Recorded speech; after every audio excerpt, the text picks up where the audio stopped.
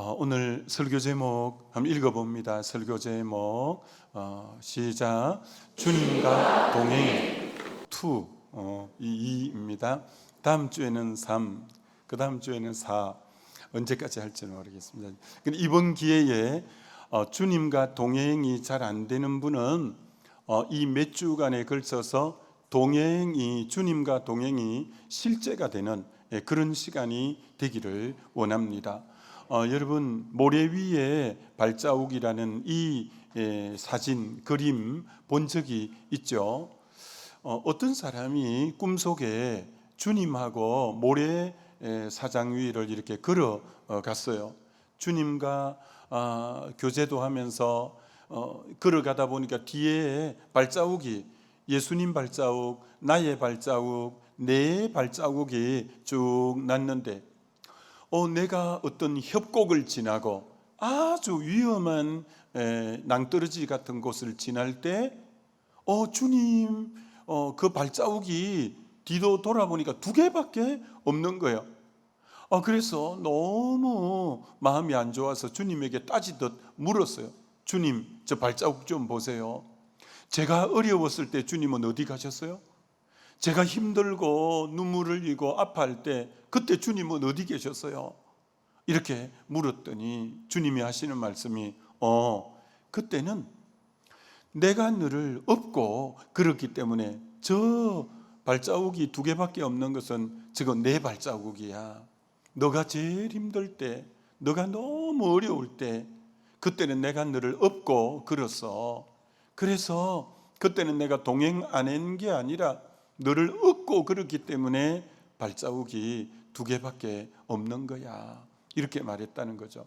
그처럼 저와 여러분의 삶에 평탄할 때도 주님이 함께 하시지만 정말 힘들고 어려울 때는 우리 주님이 나를 업고 가시기 때문에 정말 이 주님과 이 동행, 이 부분은 얼마나 귀한지 모릅니다.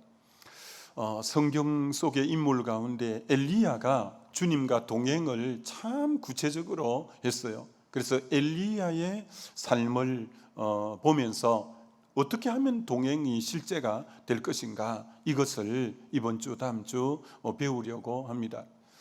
하나님께서 이 엘리야는 열왕기상 17장에 갑자기 혜성처럼 딱 등장합니다. 그 어린 시절이나 배경이나 이런 거 전혀 나오고 있지는 않습니다. 첫 마디가 엘리야의 첫 등장이 열왕기상 17장 1절에 이렇게 등장이 됩니다. 길르앗에 우거하는 자 중에 디셉 사람 엘리야가 아합에게 말하되 나의 섬기는 이스라엘 하나님 여호와께서 살아계심을 두고 맹세하노니 내 말이 없으면 수년 동안 비도 이슬도 있지 아니하리라 하니라. 엘리야의 첫 등장치고는 만만찮은 거예요. 북이스라엘 아합 왕 때 그 왕후를 시돈의 왕의 딸 이세벨을 데리고 오므로 그 이세벨이 들어올 때 아세다롯 여신을 가져 들어오므로 저 아합 왕 때 북이스라엘은 가장 우상이 창궐하게 되어졌어요. 하나님이 백성들이 우상에 창궐할 때는 3가지 징벌을 내렸는데 그게 첫 번째는 전쟁, 칼을 통해서 그들을 징계했어요. 2번째는 기근, 흉년을 통해서 경제적인 부분을 쳤어요. 3번째는 연병, 전염병이 돌아서 건강의 부분을 쳤어요.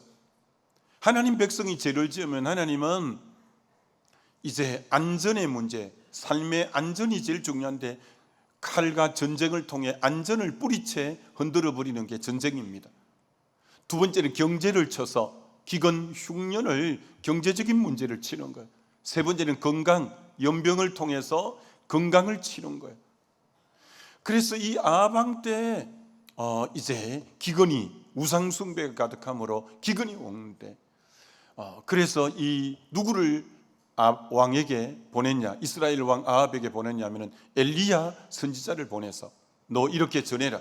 내 말이 없으면, 하나님 말씀이 없으면 우로가 비우자 이슬로자 비와 이슬이 없을 거라고 너 전해라. 야, 이 말씀 순종하면 자칫하면 왕이 저주를 퍼붓는다고 나를 죽일지도 모르고 나를 옥에 가둘지도 모르고 나에게 굉장히 불이익이 올 수 있는데, 그래서 여러분, 순종은 결코 만만치 않습니다. 어디 가서 좋은 얘기 해주고 오라면 그건 좀 쉽겠지만, 이 순종을 하면 내게 어떤 여러 가지 어려움이 닥칠지 모르는데요, 그래도 순종은 너무 귀한 거죠. 엘리야가 왕에게 가서 그렇게 딱 선포합니다. 내 삶에 어떤 불이익이 오든 어떤 어려움이 오든 감수하고 난 하나님 말씀 순종해서 선포하리라, 딱 선포했습니다. 여러분에게도 이렇게 하나님 말씀 순종할 때 이런 결단, 내게 이런 손해와 이런 어려움, 이런 생명을 잃을지도 모르는 그런 가운데도 순종해야 되기 때문에 순종하는 부분들이 있습니까? 엘리야가 딱 순종했어요. 여러분, 순종을 하고 났더니 그 다음 하나님이 음성을 들려주시는데, 그게 열왕기상 17장 2절로 3절에 여호와의 말씀이 엘리야에게 임하여 이르시되 너는 여기를 떠나 동쪽으로 가서 요단 앞 그릿 시내가에 숨고 라고 하는 거예요. 순종하니까 그 다음 길을 보여주시는 거예요. 순종하니까 그 다음 나가야 될, 동행해야 될 길을 열어주시는 거예요. 이 원리가 너무 중요한 거예요. 많은 사람들이 거꾸로 하는 거예요. 하나님 내 길을 보여주면 순종하죠. 아니요. 여러분에게 왜 앞길이 잘 안 열릴까? 왜 내 가는 길을 빨리 안 보여주실까? 그런 분들은 하나님이 내게 뭘 순종하라고 말씀했는지를 여러분이 먼저 생각해야 돼요. 내가 순종을 안 해서 그 다음 길을 하나님이 말씀하지 않구나, 내가 순종하지 못했기 때문에 그 다음 길을 열어주시지 않구나 라는 걸 아셔야 돼요. 하나님은 여러분 앞길을 열어주기를 원하고 동행하기를 원하는데, 단 순종하는 자에게 그 다음 길을 여시고 그 다음 길을 보여주신다는 거예요. 여러분이 많은 분들이 오랫동안 교회를 다녀도 주님의 동행을 잘 모르는 이유가, 주님 빨리 내 앞길 열어주세요, 주님 빨리 내 앞길 보여주세요 라고만 말하지, 주님이 내게 뭘 순종하라고 했는지에 대해서 귀 기울이지 않는 거예요. 그러면 그 다음 길 어떻게 행해야 될지, 주님과 어떻게 동행해야 될지를 알 길이 없는 거예요. 오늘 여러분 중에 동행의 길들, 다음 길이 잘 모르겠고 다음에 어떻게 행해야 될지 모르겠는 분들은 다음 길이 뭐예요? 라고 묻지 말고, 하나님, 제가 주님 앞에 순종 안 한 부분이 뭐 있을까요? 주님, 제가 지금 주님 앞에 순종해야 될 부분이 뭘까요? 라고 물어보시면 순종해야 될 부분을 생각나게 할 거예요. 그러면 그 부분을 여러분이 딱 순종하고 나면 정말 놀랍게 주님이 그 다음 길, 그 다음 나가야 될 길을 보여주신다고 성경은 분명히 말씀하고 있다라는 거예요. 자, 그 다음 큰 두 번째는 순종하면 길이 열린다, 동행할 길이 열린다는 게 첫 번째고, 그래서 이제 그릿 시내가로 가서 숨어라고 해서 거기서 숨었어요. 그런데 먹을 게 없잖아요. 그런데 하나님이 까마귀를 통해서 아침과 저녁에 떡과 고기를 물어다 주는 거예요. 그걸 먹고 마실 물이 없었는데 그릿 시내가에 물이 그때만 해도 환경 오염이 안 되고 얼마나 맑은 물인지 그걸 마시면서 지낼 수 있었던 거예요. 근데 몇 개월이 지나고 또 세월이 지나면서 눈에 보이게끔 그 그릿 시내가 물이 바싹바싹 말라 들어가고 물이 줄어들기 시작하는 거예요. 물이 여러분 계속 마르는 거예요. 열왕기상 17장 7절을 한번 보시면, 열왕기상 17장 7절에 땅에 비가 내리지 않으므로 비가 어느 정도로 안 내렸냐? 3년 반이나 안 내렸어요. 그러니 얼마나 말랐겠어요. 이게 저기 그리 시내가의 깊은 산 속에도 이제 계곡에 물이 없는 거예요. 땅에 비가 내리지 않으므로 얼마 후에 그 시내가 마르니라. 아니, 하나님이 말씀하셔서 순종해서 갔는데 그곳에 상황이 계속 어려워지기 시작하는 거예요. 어려워지기 시작하는 거예요. 근데 엘리야가 얼마나 대단하냐? 내 환경이 계속 어려워지는데, 내 상황이 안 좋아지는데 염려하거나 불평하거나 소리치지 않고 하나님을 믿어드리는 거예요. 하나님이 인도하셨으니 그 다음 길 열어주실 거다라고 딱 하나님을 믿어드리는 거예요. 이게 되게 중요해요. 여러분이 말씀대로 사는데도 환경이 계속 위축될 때가 있어요. 상황이 안 좋아질 때가 있어요. 그때 불평하면 안 돼요. 그때 원망하면 안 돼요. 그때 하나님을 신뢰해 드리는데, 왜 신뢰해 드리냐? 선한 목자 되신 주님은 양인 우리를 위해서 어떤 생각을 가지고 계신다고 했냐면 시편 139편에 이런 생각을 갖고 계신다는 거예요. 17, 18절에 하나님이여 주의 생각이 내게 어찌 그리 보배로우신지요, 그 수가 어찌 그리 많은지요, 내가 세려고 할지라도 그 수가 모래보다 많도소이다. 내 인생의 앞으로 로드맵, 내가 나가야 될 길에 대한 너무나 보배로운 생각, 그 수가 어찌 많은지 세려고 해도 다 셀 수 없는 여러분 인생 앞길에 대해서 보배로운 생각을 수없이 많이 가지고 계신 하나님이 계시기 때문에 여러분 환경적으로 약간 어려워지고 상황이 약간 힘들어져도 그분을 끝까지 신뢰하게 되어지시기를 주님의 이름으로 축원합니다. 이게 되게 중요해요. 그런데 광야에 있는 하나님 백성, 이스라엘 백성들은 그러지 못했어요. 출애굽 17장을 보면 이렇게 반응하는 거야. 저기 지금 출애굽 17장이 어떤 상황이냐 하면 마실 물이 없는 상황이에요.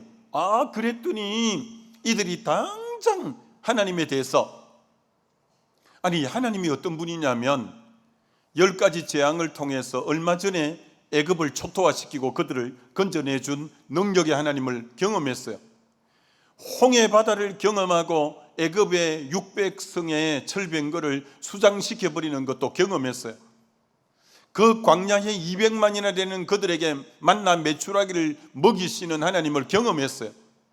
지금 내 머리 위에 구름 기둥이 떠 있어요. 하나님이 나에게 그동안 베푼 은혜가 너무 생생한데 조금 어려우니까 저 이스라엘 백성이 뭐라고 대꾸하냐? 그들이 여호와를 시험하여 이러기를 여호와께서 우리 중에 계신가 아닌가 하였습니다. 야, 하나님 우리 중에 계신가? 야, 진짜 하나님 나와 함께 하시나? 야, 하나님이 진짜 살아계시나? 이렇게 불신당에 말을 하는 거예요. 하나님 너무 슬픈 거예요. 야, 내가 그동안 너를 그렇게까지 했는데 하나님이 함께 계시냐고? 하나님을 못 믿어드리는 거예요. 하나님을 못 믿어드리는 거예요. 저 민수기 14장은 가데스 바네아에서 12정탐꾼이 40일 정탐하고 와서 10명이 부정적인 보고를 하니까 저들의 반응을, 하나님이 그동안 저들에게 어떻게 인도하셨는데 그 10명이 그 아낙 자손은 장대하더라, 그 성은 견고하더라, 그들은 철병거를 거느렸더라, 우리는 보기에 메뚜기 같더라, 막 안 좋아서 그 땅은 거민을 삼키는 땅이더라 이랬더니 고만 저들이 그 안 좋은 부정적인 얘기를 듣고 전염이 되어서 저런 얘기를 하는 거야. 여러분, 저기 부정적인 단어가 몇 개 있는지 여러분 세보세요.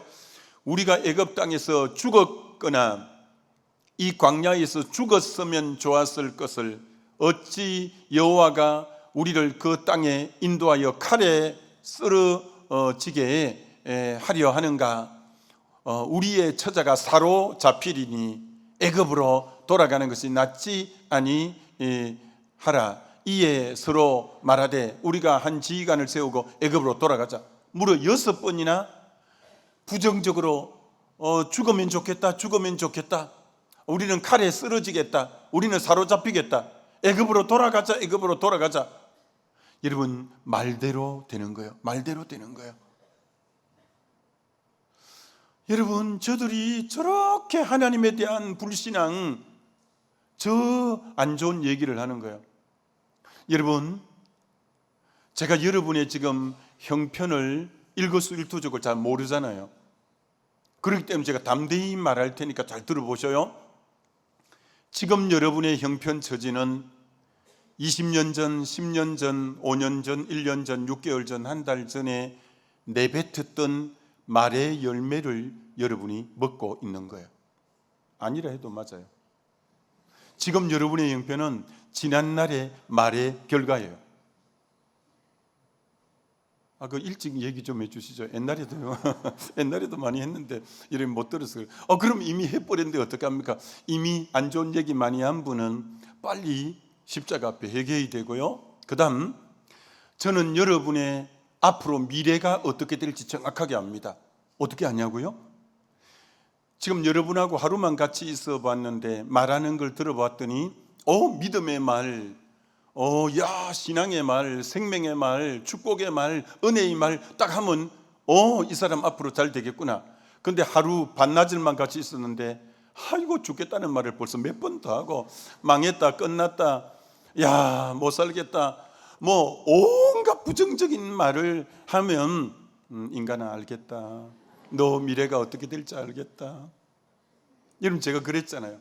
제가 우리 교단의 국내 선교위원장을 하면서 교회가 부흥하는 교회들의 거기 이제 위원장을 맡아서 이 같이 교제를, 우리 교단에서는 제일 큰 교회들을 이렇게 모여서 교제를 하면, 여러분 부흥하는 교회들 목사님들 이렇게 모아서 얘기를 하면 얘기가 달라요. 내일에 대한 기대, 부흥, 또 하나님의 역사하실 것에 대한 다 믿음의 말, 긍정의 말, 생명의 말, 부흥에 대한 기대감, 이런 것으로 충만해요. 근데 제가 우리 교단의 작은 교회 이 목회자들 집회를 거의 매년 한 번씩, 그럼 800명 정도씩 늘 모였어요. 이게 작은 교회, 이제 미자립 교회 목사님들 모여서 잠시 이제 말씀이 마치고 쉬는 시간에 그 목사님들하고 교제하면요, 이분들이 특징이 뭔지 아세요? 목사님, 우리 교회에 있는 마을은요 인구가 계속 줄어들고 있어요. 거기는 출생도요 1년에 1명도 잘 안 돼요. 그래서 우리는 계속 상권이 죽어가고 있어요. 문 닫는 데가 너무 많아요. 어떻게 안 될 조건을 10가지 이상을 말해요. 그럼 내가 딱 들으면 안 되겠구나. 여러분, 안 되는 사람은요 안 된다는 얘기만 정확하게 합니다. 되는 사람은요 되는 얘기만 하는 거예요. 여러분, 오늘부터 다시 여러분의 말이 여러분 인생의 미래를 열어가는 줄 알고 다시 한번 믿음의 말을 하게 되시기를 주의 이름으로 축원합니다. 자, 저렇게 이제 물이 말라 들어갈 때 엘리야는 대단했어요. 믿음의 사람이에요. 딱 엘리야는 하나님이 인도하셨다면 그 다음 길도 열어주실 거라고 딱 믿고 있었어요. 저때 중요한 게 이사야 30장 15절, 참 너무 중요한 구절이에요. 저때 말을 많이 하면 안 돼요. 지금 막 물이 말라 들어가지, 앞으로 어떻게 될지 잘 모르고 사실 염려와 걱정이 좀 있으려고 할 때 말을 많이 하면 안 되고 잠잠하면서 하나님을 끝까지 신뢰해 드려야 돼요. 그러면 하나님이 힘을 주시고 다른 길을 열어주셔요. 그렇게 엘리야가 했더니 그 다음 열왕기상 17장 7절 8절에 하나님이 그 다음 길을 딱 열어주잖아요. 딱 저 물이 말라 들어가고 환경적으로 위축되고 좀 상황이 안 좋아도 계속 하나님을 끝까지 신뢰하면서 잠잠하고 신뢰했더니 하나님 딱 저 길을 열어주신 거예요. 여호와의 말씀이 엘리야에게 임하여 이르시되 너는 일어나 시돈에 속한 사르밧으로 가서 거기 머물라. 우리를 향한 보배로운 생각이 셀 수 없이 많은 하나님이 그 다음 길을 계획하고 계신다고요. 그러니까 여러분이 조금 위축되고 좀 힘들어도 불평하지 말고 원망하지 말고 여러분이 믿음의 말을 하고 잠잠히 계속 하나님을 신뢰해 드리면 그 다음 길이 열려지게 되어지는 줄 믿습니다. 그래서 사르밧 가부덱으로 갔고 또 이제 갈멜산으로 가고 그 다음 길들이 되어지는 거예요. 이게 내일에 대해서 이제 어떻게 될지 모르잖아요. 그리스도인에게로 가라. 그래서 물이 줄어들어서 내일 어떻게 되지? 앞으로 어떻게 되지? 그래도 하나님을 끝까지 잠잠하면서 신뢰해 드리니까 사르밧 가부 댁으로 가라 하고 동행의 길을 열어주신 것처럼, 여러분, 우리 하나님은 그분을 신뢰해 드리면 반드시 그 다음 길을 여시는 분이에요. 지나온 저의 길도 돌아보면 20대 후반에 군대 갔다 와서 저는 전도사를 2년 6개월 만에 했어요. 그 다음 바로 이제 교회 개척을 전도사 때 했기 때문에 부교육자 생활을 조금밖에 못했죠. 그렇게 개척하고 싶은 마음이 들어서 다른 기도는 안 하고 맨날 개척에 대한 기도만 그렇게 했어요. 그래서 개척에 대한 기도를 했는데 그 교회 사무실에 여러 교육자들이 딱 앉아 있는데 전화가 한 통이 따르랑 왔는데 선임 부목사님에게 전화가 온 거예요. 대구에서 목회하는 형님이 동생 부목사님에게 전화가 와서 동생 여기 경북 지역에 교회를 개척하려고 하는데 동생 개척할 마음이 없는가라고, 우리가 다 옆에 앉아 있는데 소리가 다 들리는 거예요. 그런데 이 동생이 뭐라고 하냐면 형, 저는 개척할 마음은 없습니다, 이렇게 하는 거예요. 그럼 이제 전화를 끊어야 될 건데 이 우리 선임 부목사님이 안 끊고 우리들이 쭉 앉아 있는데 그 다음 부목사인 신 목사님한테, 신 목사님, 저 경북 지역에 개척의 길이 열린다는데 어떻게 개척해 볼래요? 하니까 전 개척 안 하려고 합니다, 이러는 거예요. 그 다음 주 전도사님이 있었는데 제가 제일 막내니까 주 전도사 그 개척 길이 있다니까 한번 해볼라니까 넌 안 한다고. 내 맨 막내니까 넌 안 할 기제. 내보고 이러, 넌 안 할 기제. 아니 내가 얼마나 지금 기도하고 있는데 그래 제가 하면 안 될까요? 그래서 내가 전후의 시체를 넘고 나한테까지 온 거. 그래서 개척의 길이 열렸어요. 여러분, 하나님은 그 끝까지 신뢰하고 잠잠히 신뢰하면 그 다음 길을 열어 주시는 줄 믿습니다. 그래서 이제 상가 2층을 30평을 얻어서 참 열심히 전도하고 해서 7년 되어 갈 때 거기 이제 의자가 20개였으니까 80명 앉을 수 있는 자리가 이제 꽉 찼어요. 그래가지고 예배당이 이제 저 넓은 데가 있어야 돼가지고 하나님, 저 예배당이 좀 더 넓은 데가 있어. 도저히 이곳은 이제 30평 홀이니까 좁아서 안 되겠습니다. 그때 제가 기도를 잘못했어요. 기도를 어떻게 했냐면, 아이고 하나님, 우리 개척교회 다 이제 성도들이 이제 새로 믿는, 처음 믿는 믿음이 적은 분들이고 이 시골 분들이 많은데 주님, 이분들에게 건축원금 뭐 이런 거 해도 부담스럽고 하니까 주님, 저 중고 건물 있으면 하나 주세요, 이렇게 해서요. 그래서 이제 그 뒤로부터는 중고는 안 구하지만, 내가 성도를 보고 기도를 하면 안 되고 하나님을 보고 기도해야 되는데, 하나님은 창조자고 전능하고 부족함이 없는데 형편을 보고 기도한 거예요. 그래서 이제 새로 믿는 분들도 많고 형편도 어려운데 주님, 큰 예배당을 지으려면 돈이 많이 드니까 중고 건물이 있으면 하나 주세요 했더니 하나님이 또 그걸 곧대로 들으시네. 그래갖고 27년 된 농협 곡물창고 100평짜리 360평 대지에 100평 곡물창고를 사게 해 주셨어요. 그랬더니 그것도 그때 너무 감사했지만 그래도 그 뒤부터 중고는 사절합니다. 하여튼 새 거 구해도 하나님 줄 수 있는데 내 믿음이 중고를 구하니까 하나님이 주시는 거예요. 그래가지고 100평이니까 65평을 예배당을 만들고 뒤에 이제 또 부속실 여러 개 만들었는데 250석이 나오곤 했어요. 여러분, 하나님은 기도하면 또 잠잠히 신뢰하면 그 다음 길을 여시고 또 기도하면 그 다음 길을 열어 주시는 줄 믿습니다. 우리 주님은 인도해 주셔요. 그 다음 큰 세 번째 중요한 게 뭐냐면, 그리스도인에게로 가라 해서 엘리야가 갔는데 먹고 살 길이 없는 거예요. 사명을 따라갔는데 이 생존의 문제예요. 그런데 하나님이 뜻밖의 까마귀를 통해서 아침과 저녁으로 생존의 문제를 해결해 주는 거예요. 자, 이 원리가 있습니다. 사명 따라갔더니, 사명을 순종했더니 생존의 문제를 해결해 주는 거예요. 사르밧 가부댁으로 가라고 해서 사르밧 가부댁에 3년 반 기근이니까 그 집에 가보니까 밀가루통에 밀가루가 한 줌밖에 없어. 기름병에 기름이 바닥을 치고 있어. 자기들도 마지막 떡 구워 먹고 이제 죽으려고 하는 상황인데, 자기까지 거기에 얹혀 살면 먹고 살 길이 없는데, 희한하게 주님의 말씀에 순종하고 사명의 길을 가니까 그때부터 자기가 그 집에 간 뒤부터 밀가루통에 밀가루가 계속 생겨나고 기름병에 기름이 생겨나는 것처럼, 이게 원리인 거예요. 무슨 원리냐? 사명의 길을 행하면 주님이 그 다음 생존의 문제는 해결해 주시는데, 이게 어디 나오냐? 마태복음 6장 33절에 너희는 먼저 그의 나라와 그의 의를 구하라. 그리하면 내가 이 모든 것은 무엇을 먹을까 마실까 입을까는 내가 더해 주마.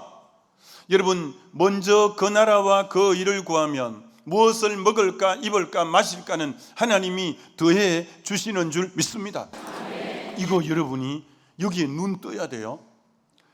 여러분 중에 분명히 이 중에 이런 분이 있을 거예요. 지금 신앙생활이 몇십 년 하셨는데,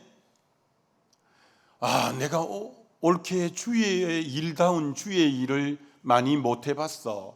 왜?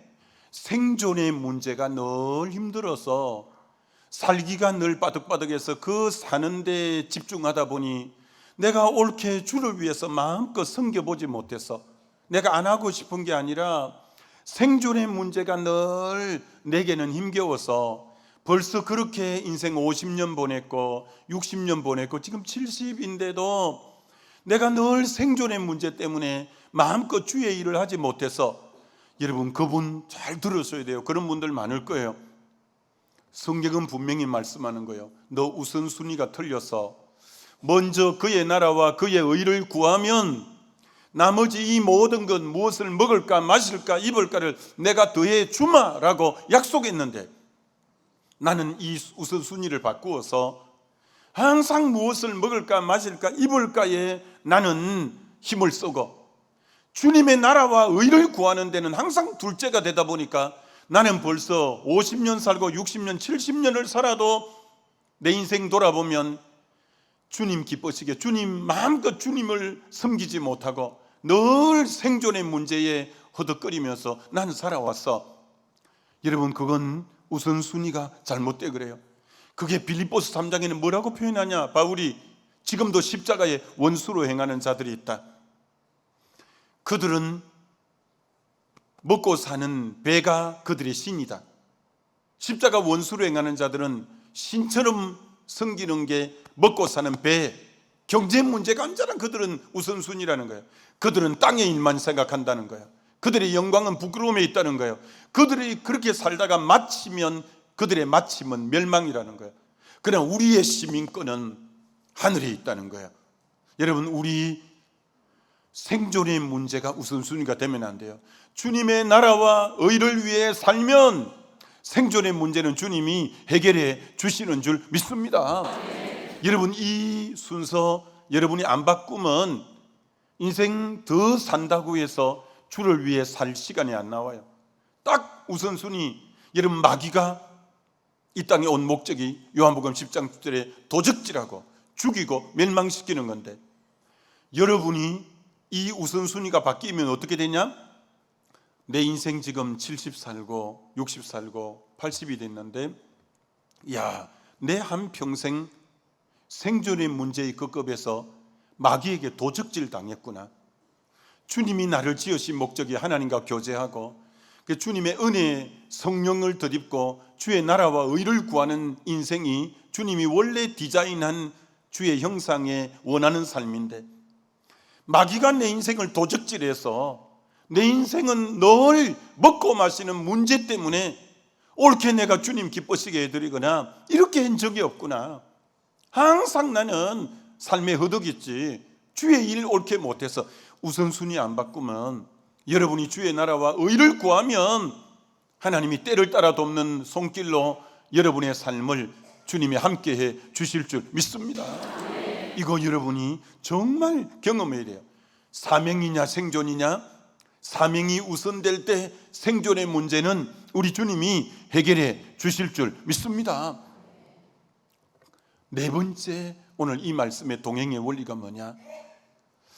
여러분, 주님과 동행은 늘 전진만 하는 게 아니라, 나아가는 것만 아니라, 엘리야야 너 그리 시내가에 가서 숨어라. 여러분이 주님 안에 숨는 게 뭔가, 피하는 게 뭔가를 알아야 영적인 깊이가, 영적인 뿌리 내림이 있게 되어지는 거예요.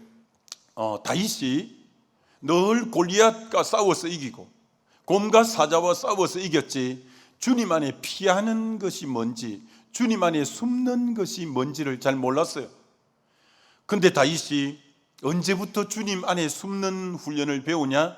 사울 왕의 핍박 가운데 광야로 쫓겨가서 주님 안에 피하는 훈련, 주님 안에 숨는 훈련을 하기 시작하는데, 그게 바로 시편 11편 1절에 보면 다윗이 이렇게 기록하죠.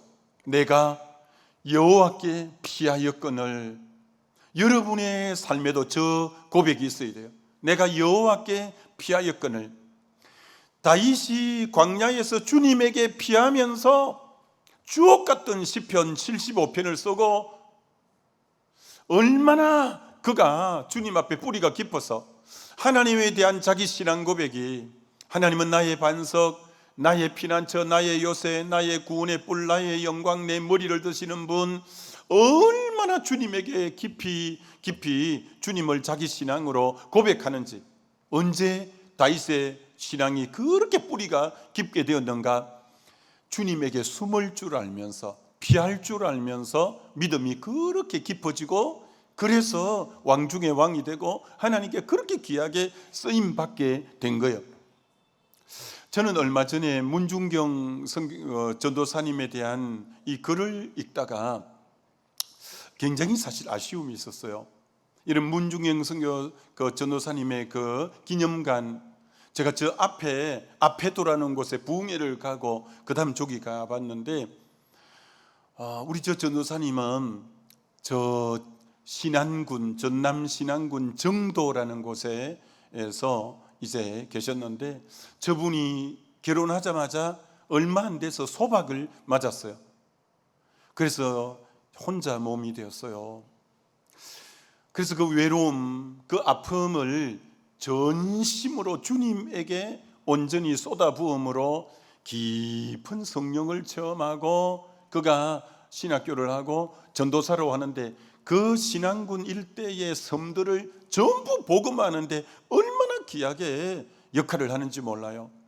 우리 CCC, 한국 CCC 총재였던 김중곤 이제 목사님도 저 문중경 전도사님의 영향을 나는 받아서 오늘 이렇게 됐다고 고백했고, 우리 교단의 이만신 목사님, 이제 부흥사였던 중앙성결교회 이만신 목사님도 나는 문중경 전도사님으로 인해서 이런 영향을 받았다고 그렇게 말하는 분들이 너무너무 많은 거예요.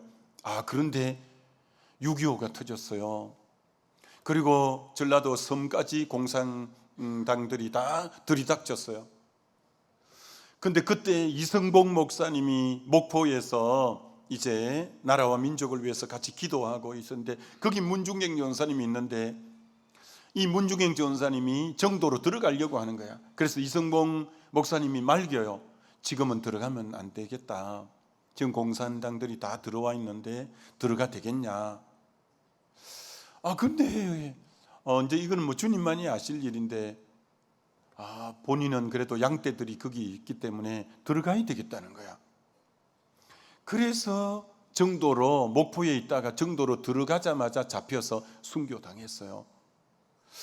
그래서 그 책을 읽으면서 마음이 참, 정말 이게 주님과 동행한 것이었을까?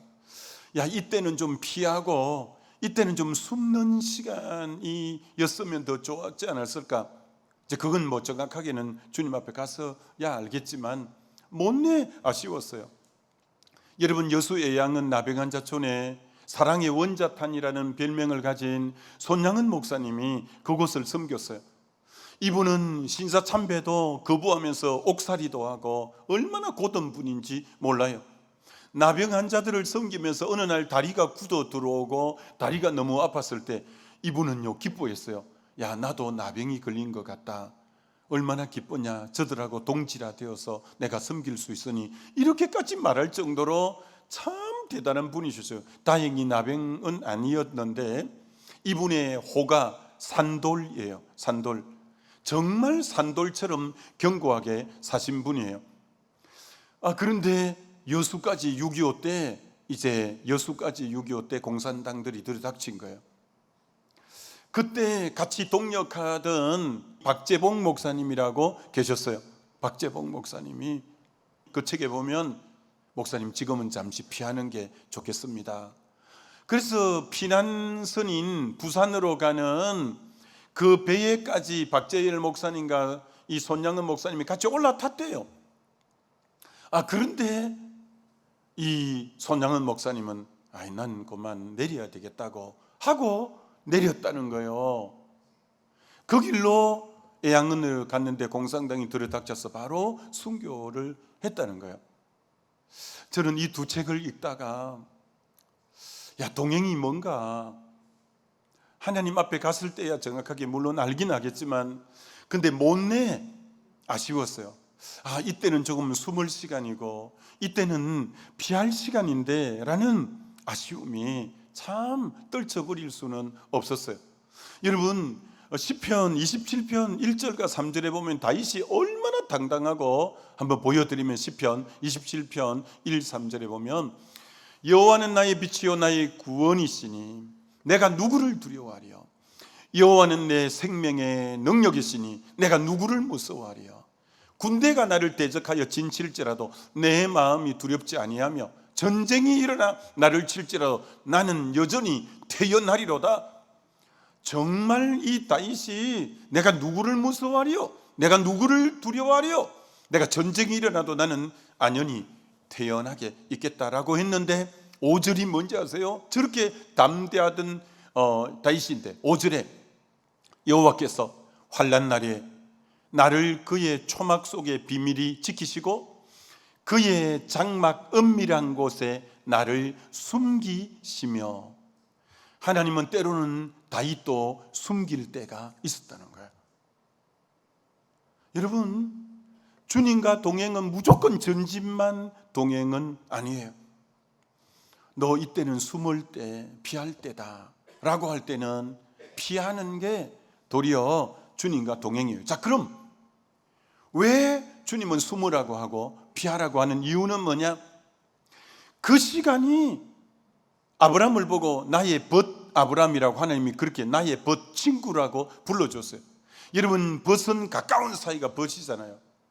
주로 하나님이 숨으라 하는 이 시간, 주로 광야의 이 시간이 주님과 친구가 되는, 벗이 되는 시간이고, 이때 주님과 깊이 있는 사귐이 이루어지는 이 시간이에요. 그렇기 때문에 주님은 숨으라 이렇게 말씀하는 거예요. 여러분, 내 영혼이 주님 안에 숨는 법을 알아야 영혼이 늘 생생하게 살아갈 수 있어요. 여러분, 신약 성경은 27권이고 장으로 따지면 260장이에요. 신약 성경에서 제일 많이 나오는 단어가 뭘까요? 그리스도 안, 주 안이라는 단어예요. In Christ.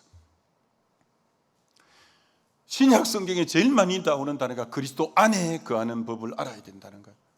한참 내가 이 말씀 많이 읽고 이런 것이 눈에 툭툭 들어왔을 때, 그때 우리 첫 애를 낳았는데 애 이름을 주안이라 이렇게 걸었어요. 너 주 안에 늘 살면 좋겠다. 여러분, 그런 것처럼 여러분, 우리가 정말 주님 안에 머무르는 이 부분이 잘 돼야 생기 있는 사역이 되고 열매가 돼요. 여러분, 주님 안에 머물 줄 아는 사람이 신앙생활다운 신앙생활하고 죄를 이기고 자기를 이기고 세상을 이기고 마귀를 이기는 것은 주님 안에 잠잠히 거할 줄 알 때 깊은 영성이 그때 쌓이게 되어지는 거예요. 하나님이 썼던 사람치고 주님 안에 깊이 숨지 않는 사람이 누가 있어요? 다윗이 광야에서 10여 년 이상을, 바울이 아라비아 광야에서 3년 이상을, 모세가 광야에서 40여 년을, 얼마나 믿음의 사람들이 주님이 귀하게 썼던 사람은 주님 안에 잠잠히 머무르는 그것이 귀하게 쓰는 거예요. 결론이 뭐냐? 결론은 이 엘리야를 결국 마지막에 어디로 가게 하냐? 갈멜산으로 가게 해서 바알 선지자 아세다로 선지자 850대 1의 영적 전투에 이기게 하고 백성들이 다 보고 있는 거예요. 만인 앞에 드러내는 거예요, 엘리야를. 여러분, 하나님은 만인 앞에 그 사람을 들추어내기 전에 먼저 주님 안에 깊이 숨는 훈련이 된 사람을 만인 앞에 드러내는 거예요. 주님 안에 숨지도 않은 사람, 피하지도 않은 사람, 주님 앞에 깊이 뿌리 영성을 내리지도 않은 사람을 만인 앞에 드러내면 금방 넘어져 버려요.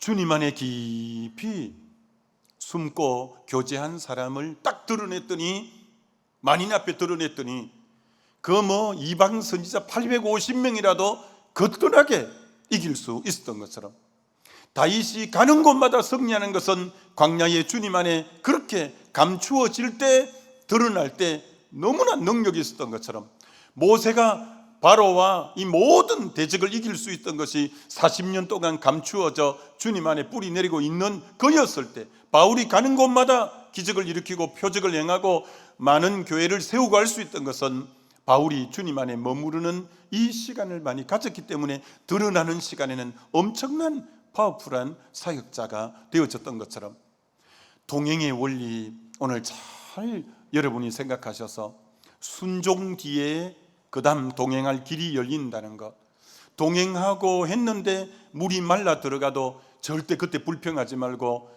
잠잠히 여호와를 계속 신뢰해 드릴 때 그 다음 길이 또 열린다는 것, 주님께서는 우리에게 사명의 길을 가면 생존의 문제는 해결해 주신다는 것, 그리고 정말 주님은 드러내기 전에 먼저 숨는 훈련부터 시켜간다는 것, 이런 동행의 여정을 잘 하셔서 승리하게 되시기를 주님의 이름으로 축원합니다.